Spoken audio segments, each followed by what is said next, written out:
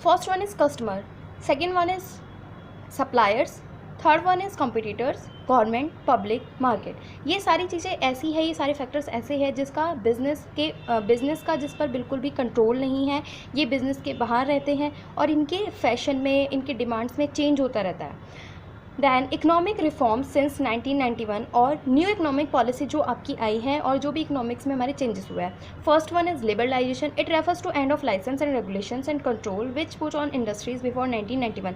जो इंडस्ट्रीज़ में 1991 से पहले रेस्ट्रिक्शंस लगते थे, लाइसेंस लेना पड़ता था कोई भी अगर आप काम कर रहे हो उसके लिए, या फिर कंपनी वगैरह रजिस्टर्ड करा रहे हो, या फिर जितने भी रेस्ट्रिक्शंस थे, रेस्ट्रिक्शंस का मतलब होता है बाधाएं जो थी, वो सारी की सारी इस लिबरलाइजेशन ने कम्प्लीटली चेंज कर दिया आफ्टर 1991 की जो पॉलिसीज आई थी उसके अकॉर्डिंग। क्या क्या हुआ है इसमें? एंड ऑफ लाइसेंस हुआ है, रिडक्शन इन टैक्स रेट्स में कमी आई है, ठीक है, तो अब लोग फ्रीली आपके इंपोर्ट एक्सपोर्ट कर सकते हैं। No restriction on business activities पे कोई भी रेस्ट्रिक्शंस नहीं है। फ्रीडम इन फिक्सिंग प्राइसेस, अब कोई भी जो मार्केट सप्लायर होता है वो अपने अकॉर्डिंग अपने प्राइजेस फिक्स कर सकता है।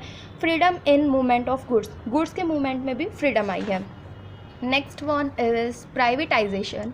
Privatisation refers to increasing the role of private sector. इसने क्या कर दिया है? इसने रिड्यूस कर दिया है पब्लिक सेक्टर का रोल और प्राइवेट सेक्टर का रोल इसने क्या कर दिया है? इंक्रीज कर दिया।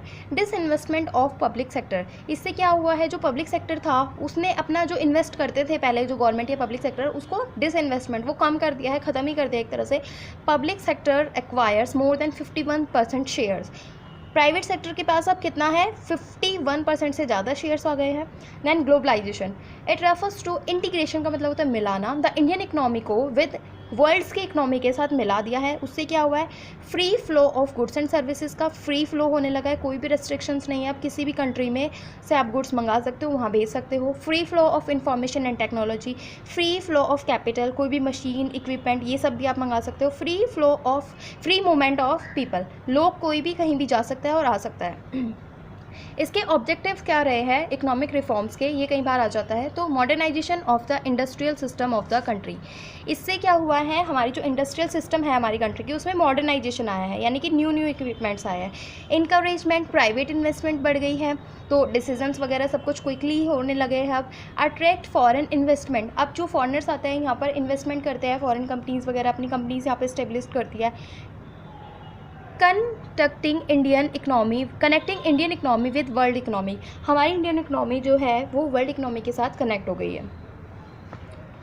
दैन नेक्स्ट वन इज़, इसके इम्पैक्ट्स क्या पड़े हैं? जो भी ये हमारे चेंजेस आए हैं, इकोनॉमिक पॉलिसीज़ जो आई है उसके बिजनेस पे क्या इम्पैक्ट पड़े हैं? इंक्रीज़ हो गया है कंपटीशन। अब जो भी कंपनीज, जो भी ऐसी थे बिजनेसेस जो उस कंपटीशन के साथ उसको फेस कर सकती थी, वो तो मार्केट में बनी रही।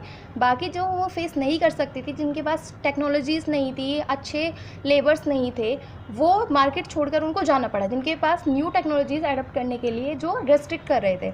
सो after the new economic policy company had to face all round, पूरी तरह से कंपटीशन उसको फेस करना पड़ता है। दैन मोर डिमांडिंग कस्टमर, पहले कस्टमर्स को इतना ज़्यादा इन्फॉर्मेशन, इतनी ज़्यादा नॉलेज नहीं होती थी उनको क्या सामान लेना है, किसके क्या प्राइजेस होंगे मार्केट में, या फिर और भी चीज़ें अवेलेबल है।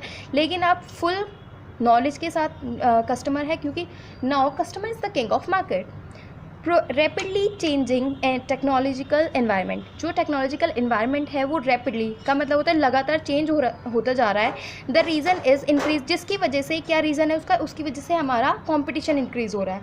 नेसेसिटी फॉर चेंजेस, अब चेंजेस की ज़रूरत पड़ गई है, क्योंकि बिफोर 1991 से पहले हमारा जो बिज़नेस हुआ करता था वो बहुत स्टेबल होता था। लेकिन आजकल क्या है, हमारा बिज़नेस अनस्टेबल हो गया है और बिज़नेस को अपनी plan policy time to time change करनी पड़ती है according to the business environmental changes.